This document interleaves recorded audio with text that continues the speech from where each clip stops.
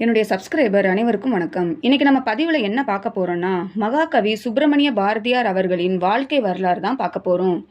மகாகவி Subramaniya Bharathiyar December 11, 1882, September 11, 1921 தமிழ்நாட்டின் மிகச்சிறந்த கவிஞர், பத்திரிகையாளர், விடுதலை போராட்ட வீரர் மற்றும் சமூக சீர்திருத்தவாதி ஆவார்.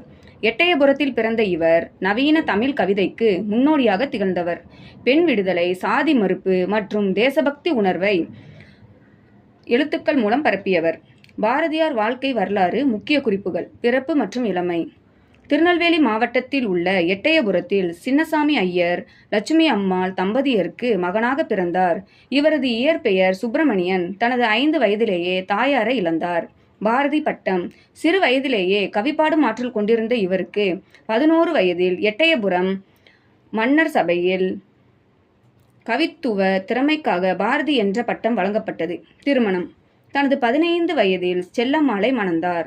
பத்திரிகை பணி. சுதேசமித்திரன் பத்திரிகையில் உதவி ஆசிரியராக பணியாற்றினார். இந்தியா, விஜயா போன்ற வாராந்திர தினசரி பத்திரிகைகளை நடத்தினார். விடுதலை போராட்டம். புதுச்சேரியில் தங்கியிருந்த காலத்தில் 1908 முதல் 1919 வரை அரவிந்தர், வ.வே.சு. ஐயர் போன்றோருடன் இணைந்து சுதந்திர போராட்ட கவிதைகளை எழுதினார். சமூக சீர்திருத்தம், சாதி மறுப்பு, பெண் கல்வி, குழந்தை திருமண எதிர்ப்பு ஆகியவற்றிற்கு ஆதரவாக குரல் கொடுத்தார். சமூக சீர்திருத்த கருத்துக்களை பரப்பினார். புகழ்பெற்ற படைப்புகள்: குயில் பாட்டு, பாஞ்சாலி சபதம், கண்ணன் பாட்டு, புதிய ஆத்திச்சூடி, தேசபக்தி பாடல்கள் போன்றவை குறிப்பிடத்தக்கவை. மறைவு. 1921 செப்டம்பர் 11 காலமானார். தமிழ் இலக்கியத்தில் மகாகவி என்று அழைக்கப்படும் பாரதியார் எழுத்துக்களின் மூலம் விடுதலை உணர்வை மக்களிடம் விதைத்தவர். நன்றி.